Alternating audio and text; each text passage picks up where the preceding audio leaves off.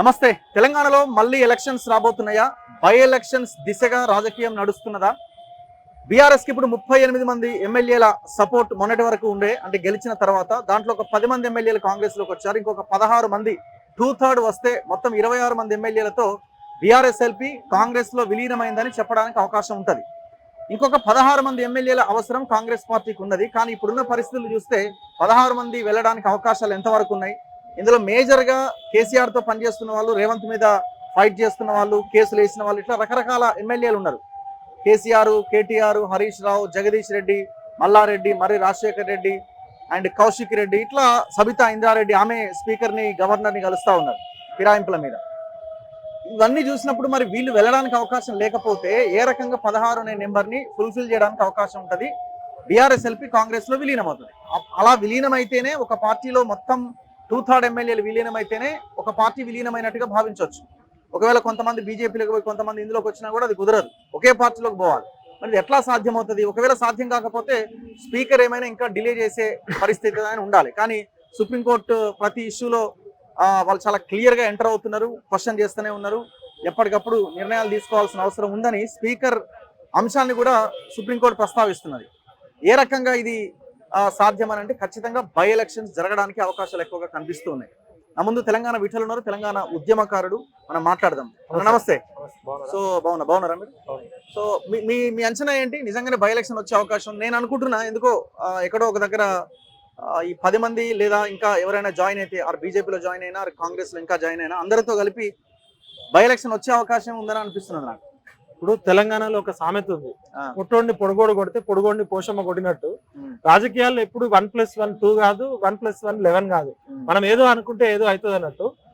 ఇప్పుడు రాజ్యాంగం ప్రకారం, ఎలక్షన్ కమిషన్ గైడ్ లైన్స్ ప్రకారం ఒక పార్టీ టికెట్ మీద బీఫామ్ మీద తీసుకొని గెలిచిన అభ్యర్థి ఇంకో పార్టీలోకి పోతున్నప్పుడు ఖచ్చితంగా ఆ గతంలో గెలిచిన పార్టీ ఎమ్మెల్యే పదవి కానీ ఎంపీ పదవి కానీ రాజీనామా చేయాలి. కానీ ఇప్పుడు కొత్తగా ఏంటంటే బర్రెలో పశువులను కొన్నట్టు, గుర్రాలను కొన్నట్టు, హార్స్ ట్రేడింగ్ పేరుతో ఎందుకు పార్టీ మారినామంటే ప్రతిపక్ష నాయకుడు కాస్త అధికార పక్షంలోకి పోతాడు.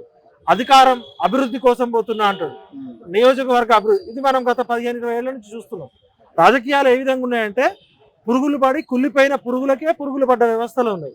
ఈ పార్టీ మారే వాళ్ళని నిరోధించడానికి ఫిరాయింపుదారుల చట్టం అనేది ఉంది.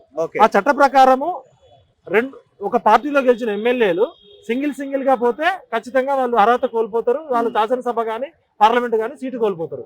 వీళ్ళు తెలివిగా ఏం చేశారంటే చట్టంలో ఉన్న ఒక లొసుగును పట్టుకొని ఒక పార్టీ టికెట్ నుంచి గెలిచిన అభ్యర్థుల్లో 2/3 మంది, ఉదాహరణకి 100లో 2/3 ఒక 60 మంది పోతే ఏం కాదు.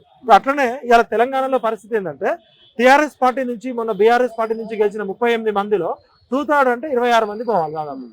ఇప్పటికే 10 మంది మా నియోజకవర్గ అభివృద్ధి గురించి రేవంత్ అన్న నాయకత్వం వర్ధిల్లాలి అని చెప్పి కేసీఆర్ ఉన్నప్పుడు కేసీఆర్ ని తెలంగాణ బాపు, తెలంగాణ గాంధీ, తెలంగాణ జాతిపిత అని కేసీఆర్ జయహో జయహో అని పాలాభిషేకాలు చేసి ఆయన అపాయింట్మెంట్ ఇస్తే చాలని కాళ్ళ మీద పడ్డ ఈ బ్యాచ్ అంతా ఇప్పుడు రేవంత్ రెడ్డి రాగానే ఎమ్మటే ఇట్లా పొద్దు తిరుగుడు పువ్వులాగా ఎమ్మటే తిరిగిర్రు. ఏమంటారంటే నియోజకవర్గ ప్రజల అభివృద్ధి కోసం, మా నియోజకవర్గం అభివృద్ధి కోసం మేము పోతున్నాం అంటున్నారు. ఈ 10 మంది ఇప్పుడు అవలగాళ్ళు అవుతుర్రా, బేవకూఫ్లు అవుతుర్రా, బద్మాష్ గాళ్ళు అవుతుర్రా అనేది ఇప్పుడు కాలం పరీక్ష పెడుతుంది. కాలం గొప్పది, ఎప్పుడైనా ప్రకృతి గొప్పది. కాబట్టి ఇప్పుడు ఈ సందర్భం ఎందుకు వచ్చిందంటే నిన్నగాక మొన్న హిమాచల్ ప్రదేశ్ లో కాంగ్రెస్ పార్టీ టికెట్ నుంచి గెలిచిన 6 ఎమ్మెల్యేలు పార్టీ ఫిరాయింపుల చట్టానికి వ్యతిరేకంగా బీజేపీ ఇచ్చిన తాయిలాలకు ఆశపడి 6 బీజేపీలోకి పోయారు. మరి వాళ్ళకి ఏమైందో, ఆర్ఎస్ఎస్ సిద్ధాంతాలు నచ్చినాయో, బీజేపీ నచ్చలేదో ఏమంటే 4 మళ్ళీ బ్యాక్ వచ్చారు. బ్యాక్ వస్తే అక్కడ స్పీకర్ ఈ 4 అనర్హులుగా ప్రకటించాడు. అంటే 6లో 4 బకరాలు అయ్యారు, 4 బేవకూఫ్లు అయ్యారు. ఎవరు బద్మాషులు, ఎవరు బేవకూఫ్లు అనేది అక్కడ హిమాచల్ ప్రదేశ్ లో తెలిసింది. ఇప్పుడు అదే విధంగా ఢిల్లీలో ఆయన పేరు ఆనంద్ అనుకుంటా, ఆమ్ ఆద్మీ పార్టీ ఎమ్మెల్యేగా గెలిచిన ఆయన ఆమ్ ఆద్మీ పార్టీకి రాజీనామా చేయకుండా, శాసనసభకి రాజీనామా చేయకుండా బీజేపీ ఎంపీ టికెట్ మీద పోటీ చేస్తే ఓడిపోయాడు. సుప్రీంకోర్టు కేసు వేస్తే ఆమ్ ఆద్మీ పార్టీ 3 నెలల్లో ఆయన అర్హత కోల్పోయాడు. అంటే ఒక ఆమ్ ఆద్మీ పార్టీ ఎమ్మెల్యే అర్హత కోల్పోయాడు, కాంగ్రెస్ పార్టీకి చెందిన 4 జంపు జిలానీలు అర్హత కోల్పోయారు. ఈ నేపథ్యంలో సుప్రీంకోర్టు స్పీకర్ కి గైడ్ లైన్స్ ఇచ్చింది. స్పీకర్ కి విచక్షణ అధికారం ఉంది, స్పీకర్ ఫైనల్ నిర్ణయం తీసుకోవచ్చు. కానీ సమయం ఎన్ని నెలలు? ఇప్పుడు సంవత్సరాల తరబడి పెట్టలేడు కదా. గతంలో 5 ఏళ్ల పాటు అట్లనే పెట్టేటోళ్ళు. స్పీకర్ కున్న విచక్షణాధికారం అనే నెపంతో ఈ రాజకీయ వ్యభిచారం నడిచింది ఇన్ని రోజులు. ఇప్పుడు సుప్రీంకోర్టు కలగజేసుకొని వీళ్ళు ఎమ్మెల్యేలు, వీళ్ళు ప్రజాప్రతినిధులు, వీళ్ళు చట్టసభల్లో ప్రతినిధులు, వీళ్ళు బర్రెలు కాదు, గొర్రెలు కాదు, పశువులో సంతలు కాదు, గుర్రాలు కాదు, కొనడం అమ్మడం మీ రాజకీయ వ్యభిచారానికి ఫుల్ స్టాప్ పెడుతూ సుప్రీంకోర్టు ఇచ్చిన తీర్పు వల్ల స్పీకర్ గారు కూడా నిర్ణయం తీసుకోవాలి. ఇప్పుడు తెలంగాణ స్పీకర్ ప్రసాద్ గారు కూడా, ఆయన గడ్డం ప్రసాద్, ఆయన కూడా నిర్ణయం తీసుకోవాల్సి వస్తుంది. ఈ టీఆర్ఎస్ ఎమ్మెల్యేలను ఎన్ని రోజులు పెట్టుకుంటారు అట్లా కాంగ్రెస్ పార్టీ కింద? ఇప్పుడు దానం నాగేందర్ గారు ఉన్నారు. దానం నాగేందర్ గారు బీఆర్ఎస్ ఎమ్మెల్యేగా గెలిచి పార్టీకి రాజీనామా చేయకుండా, శాసనసభకి రాజీనామా చేయకుండా కాంగ్రెస్ బీఫామ్ మీద ఎంపీగా పోటీ చేసిండు. ఇప్పుడు ఆయన కాంగ్రెస్ బీఫామ్ మీద పోటీ చేసిండు అనేది ఎలక్షన్ కమిషన్ లో ప్రూవ్ అయింది. ఖచ్చితంగా దానం నాగేందర్ పదవి పోతుంది. దానం నాగేందర్ పదవి పోయినప్పుడు మరి మిగతా 9 బకరాలు భయపడుతున్నాయి. వీళ్ళు మేము బేవకూఫ్లో అయినమా? రేవంత్ రెడ్డి మా చెవిలో గులాబ్ పూలు పెట్టిండా, క్యాబేజీ పెట్టిండా, కాలీఫ్లవర్ పెట్టిండా? హాయిగా అక్కడ ఉంటే ఎమ్మెల్యే పదవులు ఉండేది, ఇక్కడికి వచ్చి ఉన్నది బాయ్ ఉంచుకున్నది బాయ్ అంటున్నారు. ఇప్పుడు ఎట్లుందంటే వీళ్ళకి కాలము దేవుడే పరీక్ష పెట్టిండు. రేవంత్ రెడ్డి ఒకటి అనుకుంటే, కేసీఆర్ ఇంకోటి అనుకుంటే. మీ అంచనా ఏంది? ఎంతవరకు విలీనం జరిగే అవకాశం ఉందని మీరు అనుకుంటున్నారు? ఇప్పుడున్న ఎమ్మెల్యేలను కౌంట్ చేస్తే 100% మనం ఏది ఇస్తే అది రిటర్న్ గిఫ్ట్ వస్తుంది. కాలం గొప్పది, ప్రకృతి గొప్పది కాబట్టి వీళ్ళు చేసిన కుట్ర వీళ్ళకే బలి కాబోతుంది. ఇప్పుడు ఎవడో ఈ మధ్య టీవీలలో చూస్తున్నాం, దొంగతనానికి పోయి వాడు బిల్డింగ్ నుంచి కింద పడి చచ్చినోడు, లేకపోతే మర్డర్ చేయడానికి పోయి వాడే మర్డర్ అయినోడు, ఇట్లా చూస్తుంటాం కదా. వీళ్ళు వాళ్ళ స్వప్రయోజనాల కోసం, డబ్బుల సంచీల కోసం, అధికారం కోసం అధికార పార్టీలోకి పోయారు కదా. ఉన్నది బాయ్ ఉంచుకున్నది బాయ్ అన్నట్టు ఈ ఎమ్మెల్యే సీట్లు పోవడం ఖాయం కనిపిస్తుంది. లేదు అంటే రేవంత్ రెడ్డి 16 మందిని ఎత్తుకొని రావాలి. మరి ఇప్పుడు ఆ 16 మంది ఏం ఆలోచిస్తున్నారు? దానం నాగేందర్ లాగా మేము బకరా అవుతామా, లేకపోతే ఇక్కడే ఉండి ఎమ్మెల్యే సీటు కాపాడుకుంటామా? ఏదైనా వీళ్ళు చేసింది నైతికత కాదు, విలువలతో కూడిన రాజకీయం కాదు. ఇది గొర్రెలో పశువులకున్న విలువ కూడా వీళ్ళు లేదు. పొద్దున ఒకవేళ బీజేపీ ఒకరిద్దరిని రిజైన్ చేయించి పార్టీలోకి తీసుకునే ప్రయత్నం చేసినా, ఒకవేళ ఇన్ కేస్ ఒకవేళ స్ట్రాటజీగా ముందుకెళ్తే, సో ఇక్కడ ఈ బై ఎలక్షన్ కూడా జరగాల్సిందే. ఇప్పుడు పార్టీ ఫిరాయించిన వాళ్ళ మీద కూడా ప్రెజర్ పడుతుంది. ఇప్పుడు బండి సంజయ్ గారు ఏం చెప్తున్నారు? హరీష్ రావు చాలా మంచోడు, హరీష్ రావు చాలా గొప్ప నాయకుడు, హరీష్ రావు గారు రావాలంటే కూడా వెల్కమ్ చేస్తాం, కానీ ఆయన రాజీనామా చేసి రావాలంటారు. మరి హరీష్ రావు అమిత్ షాని ఎన్నిసార్లు కలిసిండు, హరీష్ రావు నడ్డాని ఎన్నిసార్లు కలిసిండు? మరి హరీష్ రావు ఎందుకు రాజీనామా చేయాలనుకుంటుండో బండి సంజయ్కి చెవులో ఎప్పుడు చెప్పిండు, ఢిల్లీలో ఎప్పుడు చెప్పిండు తెలవాలి. తెలంగాణ సమాజం మిగతా సమాజం లాగా కాదు, మంచిగా ఉన్నప్పుడు నెత్తిన పెట్టుకుంటుంది. ఒకసారి ఇట్లాంటి పిచ్చి వేషాలు వేస్తే బండకేసి బాతుంది. బీజేపీ వేరే రాష్ట్రాల్లో చేసినట్టు, లేకపోతే ఇంకో దగ్గర చేసినట్టు ఇక్కడ చేసి చూడండి ఒకసారి ఏమవుతుందో. ప్రజలు ఆ రోజు నాదెండ్ల భాస్కర్ రావు చేసిన కుట్రలో ఎన్టీఆర్ బలైతే ఎన్టీఆర్ కి మద్దతుగా ఉరికిచ్చి కొట్టించారు. ఇవాళ మేము కాంగ్రెస్ పార్టీకి 65 సీట్లు ఇచ్చినాం, 64+1. టీఆర్ఎస్ పార్టీకి ప్రతిపక్షంలో ఉండవని 38 ఎమ్మెల్యే సీట్లు ఇచ్చినాం. ప్రతిపక్షం లేకుండా చేయాలని చూసిన కేసీఆర్ కి ఏమైంది? తాను తవ్వుకున్న బొందలో తానే పడ్డాడు. ఇప్పుడు రేవంత్ రెడ్డి కూడా అదే బొంద తవ్వుకుంటున్నాడు వేగంగా. ఇప్పుడు ఏం చేస్తాం? బొంద తవ్వుకొని పడ్డప్పుడు సిమెంట్ వేసి, ప్లాస్టర్ వేసి, కాంక్రీట్ వేస్తాం. రేవంత్ రెడ్డి నువ్వు కేసీఆర్ తవ్వుకున్న బొందలో పడబాకు. నీకు 65 మంది ఎమ్మెల్యేలు ఉన్నారు. నీకేమైనా అన్యాయం జరిగితే నీ ప్రభుత్వాన్ని కేసీఆర్ ఫామ్ హౌస్ లో చూసుకొని కచరా కుట్రలు చేసిన మోడీ, అమిత్ షా, నడ్డా కలిసి నీ ప్రభుత్వాన్ని పడగొట్టాలనుకుంటే తెలంగాణ ఉద్యమకారులు ఉన్నారు, నిరుద్యోగులు ఉన్నారు, విద్యార్థులు ఉన్నారు. నువ్వు రేవంత్ రెడ్డి కష్టపడితే ముఖ్యమంత్రి కాలే. మనలాంటి వాళ్ళు తెలంగాణ ప్రజలంతా కేసీఆర్ కచరా పాలన చేస్తుండు, ఈ కచరాకి బుద్ధి చెప్పాలని చెప్పి ఒకసారి ఇస్తే రేవంత్ రెడ్డి ఎందుకు భయపడుతున్నాడు? ఎవరికి భయపడుతున్నాడు? రేవంత్ రెడ్డి ప్రభుత్వాన్ని కూలదొట్టుకున్నది ఎవరు? మరి ఇంటెలిజెన్స్ శివధర్ రెడ్డి గారు ఏం చేస్తున్నారు? రేవంత్ రెడ్డి గారు ప్రజలను నమ్ముకోవాలి. ప్రజలను నమ్ముకుంటే ఆయన 5 ఏళ్ళు పరిపాలన ఉంటాడు. ఇవాళ నువ్వు 50 కోట్లు ఇస్తే నీ దగ్గరకు వస్తారు, రేపు బీజేపీ వాళ్ళు 100 కోట్లు ఇస్తారు. వీళ్ళని ఎట్లా ఆపుతావు నువ్వు? ఈ గోడ మీద పిల్లులు కదా. ఇంకో ప్రశ్న, రేపు అసెంబ్లీ ప్రారంభం కాబోతున్నది. కేసీఆర్ వస్తాడని మీరు అనుకుంటున్నారా? లాస్ట్ సమావేశాల్లో రాలేదు, ఆ మధ్య జరిగిన 2-3 ఇంటర్వ్యూస్ లో లేదు నేను కూడా పోతా అనేది అన్నట్టున్నాడు. వస్తాడన్న నమ్మకం ఉందా మీకు? ఇప్పుడు కేసీఆర్ ఎందుకు అడుగుతున్నాం అంటే, ఆయన ఏదో నార్మల్ ఎమ్మెల్యే కూడా కాదు కదా, శాసనసభాపక్ష నేత, కేబినెట్ హోదా ఉన్నది ఆయన. కేసీఆర్ గారితో ఆయన పార్టీ పెట్టాలా వద్దా అనే దగ్గర నుంచి కలిసి పనిచేసినాం. వాళ్ళ ఇంట్లో ఒక సభ్యుడిగా ఉన్నా. కేసీఆర్ గారి కుటుంబ సభ్యులకు ఉన్న గొప్ప అలవాటు ఏంటంటే, అన్ని బాగున్నప్పుడు అన్ని ముందుకు వచ్చి మేమే అంటారు. కొంచెం వాళ్ళకి ఇబ్బంది రాగానే వెనక్కి వెళ్ళిపోతారు, కలుగులో ఎలకలాగా. వాళ్ళ దగ్గర డబ్బులు లేనప్పుడు ముఖం చాటేస్తారు, వాళ్ళ దగ్గర అధికారం లేనప్పుడు కలవరు. ఇప్పుడు కేసీఆర్ గారికి ఏంటంటే, తన రాజకీయ జీవితంలోనే 60 ఏళ్ల రాజకీయ జీవితంలో ఒక సంక్లిష్టమైన పరిస్థితి వచ్చింది. తెలంగాణ బాపు, తెలంగాణ జాతిపిత, నదులకి నడక నేర్పి 80,000 పుస్తకాలు చదివిన అపర భగీరథుడు ఇవాళ ప్రతిపక్ష నాయకుడుగా ఉండి, ఎమ్మెల్యేగా రాజ్యాంగంగా ప్రమాణం చేసి, ప్రతిపక్ష నాయకుడు హోదాలో ఉండి కనీసం అసెంబ్లీకి ఎందుకు రాలేకపోతున్నావు? అసెంబ్లీకి రాలేనప్పుడు రాజ్యాంగబద్ధమైన పదవిలో ఎందుకు అనుభవిస్తున్నావు? నీకు గవర్నమెంట్ అవసరం లేదు, నీకు ప్రతిపక్ష హోదా అవసరం లేదు, కేబినెట్ హోదా అవసరం లేదు. కేసీఆర్ గారు అసెంబ్లీకి రావద్దు అనుకుంటే ఆయన రిజైన్ చేయాలి. ఆయన అసెంబ్లీకి రావాలి అనుకుంటే ఖచ్చితంగా అసెంబ్లీకి రావాల్సిందే. రేవంత్ రెడ్డి నీ ముందు బచ్చా కదా, రేవంత్ రెడ్డి గుంపు మేస్త్రి కదా, రేవంత్ రెడ్డి ఒక రియల్ ఎస్టేట్ బ్రోకర్ కదా, రేవంత్ రెడ్డికి ఏం తెలియదని నువ్వే అన్నావు కదా. మరి నువ్వు 80,000 పుస్తకాలు చదివిన అపర మేధావికి రేవంత్ రెడ్డిని చూస్తే ఇది పడుతుందా నీకు? లేకపోతే రేవంత్ రెడ్డి వీళ్ళు కలవకుండా ఇద్దరు కలిసి అసెంబ్లీని ఫూల్ చేస్తున్నారా? ఒక ప్రతిపక్ష నాయకుడు బాధ్యతలో ఉండి కేసీఆర్ గారు రాకపోతే తప్పే, ఇమీడియట్ గా రిజైన్ చేయాలి. నాకు తెలిసి ఈ ప్రజలందరి ఒత్తిడి మేరకి ఆ పిట్టకథలు, సొల్లు కబుర్లు, కట్టుకథలు అన్ని అయిపోయినాయి. ఇప్పుడు ఈ ఫామ్ హౌస్ లో ఇన్ని రోజులు ఉన్నాడు కదా, అన్ని కొత్త కొత్త కథలు నేర్చుకొని చెప్పడానికి రావచ్చు. చిచ్చా నువ్వు రావాలి అసెంబ్లీకి. నువ్వు నీ అరవీర భయంకరమైన ప్రసంగము, నీ భాషా చాతుర్యము, నీ వాక్ చాతుర్యంతో రేవంత్ రెడ్డిని గిరగిరా తిప్పాలని కోరుకుంటున్నావు. ఒకవేళ నువ్వు ముఖం చాటేసినావు అనుకో, రేవంత్ రెడ్డి గొప్పడే ప్రమాదం ఉంది. కాబట్టి నువ్వు దయచేసి మేము కోరుకుంటున్నాం, నువ్వు రావాలి, రేవంత్ రెడ్డి ప్రశ్నలకి సమాధానాలు చెప్పాలి. నువ్వు 7 లక్షల కోట్లు అప్పెందుకు చేసినావో చెప్పాలి. నీ 30 లక్షల కోట్ల ప్రజాధనం ఎటుపోయిందో చెప్పాలి. కాళేశ్వరం 1,50,000 కోట్లు ఎక్కడికి పోయిందో చెప్పాలి. ఈ కాళేశ్వరరావు అనే బిరుదు ఎందుకు వచ్చింది? ఈ కచరా అనే పేరు నీకు ఎవడు పెట్టిండు? ఇవన్నీ చెప్పాల్సిన బాధ్యత మా చిచ్చా మీద ఉంది. మూడో ప్రశ్న, స్మితా సబర్వాల్ ఒక ట్వీట్ చేశారు. సో దాని మీద చాలా మంది రెస్పాండ్ అవుతున్నారు. వాటికి కూడా రిప్లై ఇస్తుంది, లేదు నేను చెప్పిందే కరెక్ట్ అని. దివ్యాంగుల మీద, అంటే ఎవరైతే దివ్యాంగులు ఉన్నారో వాళ్ళకి రిజర్వేషన్లు తీసేయాలి, IAS లో సివిల్స్ ఎగ్జామ్ లో వాళ్ళు గ్రౌండ్ లోకి వెళ్ళలేరు మిగతా వాళ్ళలాగా అని ఒక భయంకరమైన ట్వీట్ చేసిరు ఆవిడ. ఒక IAS ఆఫీసరు, ప్రభుత్వ జీతం తీసుకుంటున్నారు, ప్రజల ట్యాక్స్లతో వచ్చిన జీతం తీసుకుంటున్నారు. బేసిక్గా వాళ్ళు ఎక్కడ కూడా మాట్లాడకూడదు కూడా ఇట్లాంటి దీంట్లో. ఆమె ఏకంగా ట్వీట్ చేసి మళ్ళీ దాన్ని సమర్థించుకుంటా ఉన్నది. నో రెస్పాన్స్ గవర్నమెంట్ వైపు నుంచి. అపోజిషన్ లీడర్లు కూడా ఎవరు ఇంతవరకు మాట్లాడలేదు దీని మీద. పాపం వీళ్ళే దివ్యాంగులు వచ్చి ప్రెస్ క్లబ్ లో అక్కడెక్కడ ప్రెస్ మీట్ పెడుతున్నారు పాపం వాళ్ళు. ఇప్పుడు యూనియన్ పబ్లిక్ సర్వీస్ కమిషన్ అనేది భారతదేశంలోనే అత్యున్నతమైన సంస్థ.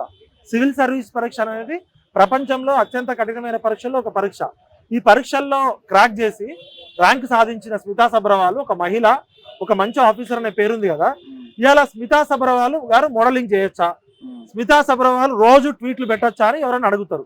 స్మితా సబర్వాల్ గారు పర్సనల్ లైఫ్, ఆమె రోజు ట్వీట్లు పెట్టుకోవచ్చు, ఆమె అందమైన బట్టలు వేసుకొని ఆమె ఆఫీస్ అవర్స్ అయిపోయాక ఆమె ఏమైనా చేసుకోవచ్చు. కానీ స్మితా సబర్వాల్ ఒక బాధ్యత గల IAS ఆఫీసరు. ఆమె ఎంతో మంది సీనియర్ ఆఫీసర్ల కన్నా జూనియర్ ఆఫీసర్, ఆమె కన్నా ఎంతో మంది సీనియర్ ఆఫీసర్లు ఉన్నారు. మరి వాళ్ళందరినీ పక్కకు పెట్టి హెలికాప్టర్ లో ఎట్లా తిరిగింది? ఆమె ఒక మెదక్ కలెక్టర్ గా పనిచేసింది. CMO ఆఫీస్ లో కేసీఆర్ గారికి నచ్చింది. ఆమె మరి రిసెప్షనిస్ట్ జాబ్ చేసిందా, లేకపోతే సెక్రటరీ జాబ్ చేసిందా? ఆమె ఏమన్నా నీటిపారుదల రంగ నిపుణులా? ఆమె ఏమన్నా ఇరిగేషన్ ఎక్స్పర్టా? ఆమె ఏమన్నా వాటర్ ఎక్స్పర్టా? మరి ఆమె కాళేశ్వరం ప్రాజెక్ట్ లో హెలికాప్టర్ వేసుకుని ఎట్లా చేసింది? ఆమె ఏమన్నా ఇంజనీరింగ్ చదివిందా? అంటే నువ్వు ఒక ప్రశ్న అడిగే ముందు నీకు కూడా వర్తిస్తుంది కదా. నేను ఇప్పుడు మిమ్మల్ని ప్రశ్నించే ముందు ఆ ప్రశ్న నాకు కూడా తగులుతుంది. స్మితా సబర్వాల్ గారు మన దివ్యాంగుల గురించి మాట్లాడింది పూర్తిగా మానవత్వానికే విరుద్ధం. ఇప్పుడు ఒక ఆఫీసర్ అనేటోడు UPSC రాజ్యాంగబద్ధంగా, చట్టబద్ధంగా దివ్యాంగులకి మరి ఎందుకు ఇచ్చింది? UPSC కన్నా ఈమె తెలియకలామా? ఈమె ఏమన్నా UPSC చైర్మనా? ఈమె కూడా అదే పరీక్షలో పాస్ అయిందే కదా. అంటే IAS ఆఫీసర్ ఒక పరీక్ష రాసి ఒక 4-9 పేపర్లలో ఈటింగ్ వామిటింగ్ చేసుకొని వీళ్ళు మేధావులు అయిపోతారా? మీరు మా జీతగాళ్ళు, మీరు మా సేవకులు, మీరు మీ పరిధిలో మీరు ఉండండి. మీరు ఉద్యోగస్తులా, లేకపోతే మీరు చట్టాలను మార్చేటోళ్ళా? కూడా అవుట్లుక్ మ్యాగజైన్ లో ఒక స్టోరీ ఆర్టికల్ రాస్తే పెద్ద గొడవ చేసింది కదా, ఒక పిక్చర్ వేస్తే. అంటే నీ దాకా వస్తేనేమో ఏమి లేదు. ఇవాళ దివ్యాంగులని, వికలాంగులని, డిజేబుల్డ్ పీపుల్ ని అవమానం చేసింది. అది మానవత్వానికే మచ్చతునక. ఆమె ఇమీడియట్ గా క్షమాపణ చెప్పాలి. ఇలాంటి ఎంపతి, సింపతి లేని ఆఫీసర్స్ ఉండకూడదు. సివిల్ సర్వీస్ ఎగ్జామ్ అంటే ఒక ఎగ్జామ్ రాసి ఒక 10 గంటలు చదివి ఈటింగ్ వామిటింగ్ కాదు. వాళ్ళకి ప్రజల పట్ల ప్రేమ ఉండాలి, దయ ఉండాలి, కరుణ ఉండాలి, సానుభూతి ఉండాలి. సమాజంలో దేవుడు మంచో చెడో వాళ్ళకి కొన్ని అవయవాల లోపం వల్ల వాళ్ళు పుడితే వాళ్ళు మెదడు పనిచేస్తేనే కదా వాళ్ళు ఎగ్జామ్ రాసిరంటే. వాళ్ళకేమి ప్రిలిమ్స్ పరీక్ష రాయాలి, మెయిన్స్ పరీక్ష రాయాలి, ఇంటర్వ్యూ రాయాలి. 500-200 ఉద్యోగాలు ఉంటే 10 లక్షల మంది ప్రిపేర్ అవుతారు. ఇవాళ దివ్యాంగులని, వికలాంగులని స్టీఫెన్ హాకింగ్ ఉన్నాడు. స్టీఫెన్ హాకింగ్ అనేట ఆయన శరీరంలో ఏ అవయవము పనిచేయదు. ఆయనకి 2 వేళ్లు మాత్రమే పనిచేస్తాయి. ఆయన ఐన్స్టీన్, న్యూటన్ కన్నా గొప్ప మేధావి. అట్లా శారీరకంగా సమస్యలు ఉన్నప్పటికీ కూడా ప్రపంచాన్ని నడిపించిన మేధావులు ఉన్నారు. UPSC పరీక్షకు రావాల్సింది మెదడు, మానసికంగా ఎబిలిటీ ఉంటే సరిపోతుంది. ఇవాళ మరుగుజ్జులు కూడా IAS ఆఫీసర్లు ఉన్నారు, వికలాంగులు కూడా IPS ఆఫీసర్లు ఉన్నారు. మరి స్మితా సబర్వాల్కి అన్ని అవయవాలు పనిచేస్తున్నాయి కదా, మెదడు పనిచేస్తుంది కదా. కేసీఆర్ చేసిన అక్రమాలను ఏ రోజైనా ప్రశ్నించినవా? అవును. మీకు జీతం ఇచ్చేది మేము కదా, తెలంగాణ ప్రజలు కదా. కేసీఆర్ అనేటోడు 30 లక్షల కోట్ల ప్రజాధనాన్ని దుర్వినియోగం చేసిండు, 7 లక్షల కోట్ల అప్పు చేసిండు అని ఒక శంకరన్ లాగానో, ఒక బిఎస్ శర్మ లాగానో, ఒక గొప్ప గొప్ప ఐఏఎస్ ఆఫీసర్ లాగా ఎందుకు నువ్వు ప్రశ్నించలే? అంటే నువ్వు బానిసలాగా పనిచేసినావా? నువ్వు అడిగినావు కదా ఇలా ఇన్ని రోజులు నువ్వు మహిళవని, నీ మీద ఏం మాట్లాడలే. మా వికలాంగులకి, మా దివ్యాంగులకి, మా కొన్ని చిన్న చిన్న ఇబ్బందులు ఉన్న వాళ్ళకి నువ్వు అవమానించినావు కదా. ఫస్ట్ నువ్వు క్షమాపణ చెప్పకపోతే నీవు మానసిక వికలాంగురాలివి. నీకు సమాజం పట్ల కరుణ లేదు, సమాజం పట్ల దయ లేదు, నీకు ఎంపతి సింపతి లేదు. నువ్వు ఐఏఎస్ పోస్టుకు పనికిరావు. నువ్వు యూపీఎస్సీ మీద యాక్షన్ తీసుకోవాలి, ఆమెకి ఇచ్చిన పోస్టులన్నీ తీసేయాలి. సో 8 months పాలన ఎట్లా కనిపిస్తున్నది? ఏమన్నా చేంజ్ చేస్తున్నాయా? ఏమన్నా చేంజ్ చేసుకోవాల్సి ఉందా? మార్పు రావాలి, కాంగ్రెస్ రావాలి అన్నాం. మార్పు వచ్చింది. టీఎస్ బదులు టీజీ వచ్చింది. పాట మ్యూజిక్ అంతకుముందు మా తెలంగాణ అయిన మ్యూజిక్ కొడితే ఇప్పుడు కీరవాణి మ్యూజిక్ కొట్టిండు. అప్పుడు ఆ అమరవీరుల కుటుంబాలని పిలిచి జూన్ 2వ తారీఖు పిలుస్తా అంటే ఆయనకు ఉద్యమకారుల అడ్రస్ దొరకలే. ఆయనేమో అపర భగీరథుడు కాస్త కచరా పాలన చేసి కచరా అనే పేరు తెచ్చుకున్నాడు. మరి రేవంత్ రెడ్డి గారు ప్రజాపక్షంగా ఉన్నప్పుడు అద్భుతంగా మాట్లాడిండు. రేవంత్ అన్న అని పేరు పెట్టినాం మేము. గతంలో ఆయన రైఫిల్ రెడ్డి, కానీ కేసీఆర్ మీద గట్టి కొట్లాడిండని రైఫిల్ రెడ్డిని రేవంత్ అన్న అంటే నేనున్నా అన్నాడు. మరి 7 నెలల కాలంలో మా నిరుద్యోగులు 3 నెలల నుంచి ధర్నాలు చేస్తున్నారు. ఆయన ఇంటి ముందు మోకాళ్ళ మీద నిలబడి గురుకుల అభ్యర్థులు కొంగు జాపి అన్నా మాకు అపాయింట్మెంట్ ఇయ్య అంటే ఆయన మెగా కృష్ణారెడ్డిని కలిసిండు, సినిమా యాక్టర్ బాలకృష్ణని కలిసిండు, ఫుట్బాల్ ఆడిండు, క్రికెట్ ఆడిండు, లండన్ పోయిండు, థేమ్స్ నదిని మూసీ నది కన్నా అద్భుతంగా చేస్తా అన్నాడు. థేమ్స్ నదిలో రూపాయి బిల్లు వేసి చూసిండు, థేమ్స్ నది నీళ్లు టెస్ట్ చేసిండు. ఇలా మూసీ నదిని కొబ్బరి నీళ్ళలాగా చేయబోతున్నాడు. ఇవాళ మమ్మల్ని కల్వకుంట్ల చంద్రశేఖరరావు కచరా అయిండు. మరి రేవంత్ అన్న అవుతాడా, గజనీ రెడ్డి అవుతాడా, మూసీ రెడ్డి అవుతాడా, లేదా సైకో కచరా అవుతాడా? అది రేవంత్ అన్న తెలుసుకోవాలి. ఇప్పటికీ మాకు రేవంత్ అన్న తెలుసుకోవాలి. ప్రజలని కలవకుండా ఉండే ఏ పాలకులైనా బద్మాష్ గాళ్ళే. ప్రజలని కలవకుండా ప్రజాస్వామ్యంలో ఉన్న ముఖ్యమంత్రులు కావచ్చు, మంత్రులు కావచ్చు, ఎమ్మెల్యేలు కావచ్చు, మీరు మా జీతగాళ్ళు, మీరు మా సేవకులు. చేస్తున్నాము, మేము రెస్పాండ్ అవుతున్నాము, కలుస్తున్నాము. ఇప్పుడు ఏది రుణమాఫీ చేస్తున్నాము, రైతు భరోసా ఇవ్వబోతున్నాము, అన్నిటి మీద రివ్యూ చేస్తున్నాము, మాట్లాడే స్వేచ్ఛని ఇస్తున్నాము, ఇవన్నీ మాట్లాడుతున్నారు కదా. ఇప్పుడు అన్నం మెతుకు ఒకటి పట్టుకుంటే సరిపోతుంది. మూసీ నది సుందరీకరణకి, మూసీ నదికి మేకప్ వేస్తాడు. సుందరీకరణ అంటే మేకప్ వేస్తాడు. మూసీ నదికి మేకప్ వేయడానికి ఈయన మేకప్ మ్యాన్ టీం అంతా పోయింది కదా లండన్, థేమ్స్ నది. మేనిఫెస్టోలో పెట్టిర్రా మూసీ నదికి నేను 1,50,000 కోట్లు ఖర్చు పెడతా అని. మూసీ నది అనేది కొన్ని వందల సంవత్సరాల నుంచే ఎన్క్రోచ్మెంట్ గురైకుంటూ వచ్చింది. ఇలా నేను ఇంజనీరింగ్ నిపుణులతో మాట్లాడినా, ఈవెన్ విశ్వేశ్వరరెడ్డి గారు కూడా ఇంజనీరు. నేను చదువుకుంది జర్నలిజంలో PhD, పబ్లిక్ పాలసీ చదివినా. నేను ఇంజనీరింగ్ ఎక్స్పర్ట్ కాదు, ఎన్విరాన్మెంట్ ఎక్స్పర్ట్ కాదు, నదుల మీద ఎక్స్పర్ట్ కాదు. అట్లనే మన యనుమల రేవంత్ రెడ్డి గారు కూడా ఇంజనీరింగ్ ఎక్స్పర్ట్ కాదు. ఆయన ఏవీ కాలేజీలో BA చదివిండు. ఆయనకి అర్హత లేదు, నాకు అర్హత లేదు. అర్హత ఉన్న ఇంజనీర్లు ఉన్నారు, నైపుణ్యం ఉన్న ఇంజనీర్లు ఉన్నారు. విశ్వేశ్వరరెడ్డి గారు ఇంజనీరు. ఆయన ఏం మాట్లాడిందంటే, ఈ మూసీ నది ప్రక్షాళన, మూసీ నది సుందరీకరణ అనే ప్రాజెక్టు బేవకూఫ్ ప్రాజెక్టు. ఇది కూడా వైబుల్ కాదు, ఎకనామికల్ గా వైబుల్ కాదు, ఎన్విరాన్మెంటల్ పరంగా వైబుల్ కాదు. ఇంకోటి, ఈ ప్రాజెక్టు మీద 1,50,000 కోట్ల ప్రజా డబ్బు ఖర్చు పెట్టడం అనేది దుర్వినియోగం. ఇప్పుడు మీ ప్రయారిటీ ఏంది? ఒకవైపు లంక బిందెలు ఉన్నాయనుకొని వచ్చిర్రు మీరు. పలుగు, పార, ఈ బిందెలు, లంక బిందెలు, గుప్త నిధులు తవ్వే టీం అంతా ఎతికితే మీకు లంక బిందెలు దొరకలే, ఖాళీ బిందెలు కనబడ్డాయి. మరి ఖాళీ బిందెలు కనబడ్డ రేవంత్ రెడ్డి ప్రభుత్వానికి 1,50,000 కోట్ల నిధులు ఎవరిస్తున్నారు? రేవంత్ రెడ్డి తన తాతల ఆస్తులు అమ్ముతున్నాడా? లేదా వరల్డ్ బ్యాంక్ ఇస్తుందా? మోడీ ఇస్తుందా? ఏషియన్ డెవలప్మెంట్ బ్యాంక్ ఇస్తుందా? జపాన్ డెవలప్మెంట్ బ్యాంక్ ఇస్తుందా? ఎంత ఇంట్రెస్ట్ రేట్కి ఇస్తుంది? మూసీ నది ప్రక్షాళన ఒకరోజు 50,000 కోట్లు అన్నావు. నిన్న మీ మంత్రి ఆయన జూపల్లి గారు 70,000 కోట్లు అన్నారు. నువ్వు నిన్న 1,50,000 కోట్లు అంటున్నావు. నీకు అవగాహన లేదు, ఆశయం లేదు, అవగాహన లేదనే అవగాహన కూడా లేదు. దయచేసి అన్న, నువ్వు మూసీ నదిలో 1,50,000 కోట్లు పోయేబాకు. మా పుట్టబోయే మనవాళ్ళ మీద కూడా అప్పు చేస్తుండు. ఆల్రెడీ కేసీఆర్ మా పిల్లల మీద అప్పు చేసిండు. కాబట్టి రేవంత్ అన్నగా ఉండాలంటే మూసీ నదిని ముట్టుకుంటే నిన్ను మూసీరెడ్డి పేరు పెట్టే ప్రమాదం ఉంది. ప్రాంతం వాడు మోసం చేస్తే ప్రాంతంలోనే పాత్ర పెడతాం, ప్రాంతేతరుడు మోసం చేస్తే ప్రాంతం నుంచి తరిమి కొడతాం. చంద్రబాబు నాయుడు మాకు ప్రాంతేతరుడు, తరిమి కొడతాం. ఇలా రేవంత్ రెడ్డి కానీ కేసీఆర్ కానీ తప్పు చేస్తే ములుగరతో కూర్చుతాం. వినలేదనుకో మూసీ నదిలో బంద పెడతాం. Okay, thank you very much. Thank you very much. ఇది తెలంగాణ విఠల్తో స్పెషల్ ఇంటర్వ్యూ. చూస్తూనే ఉండండి మన తొలి వెలుగు.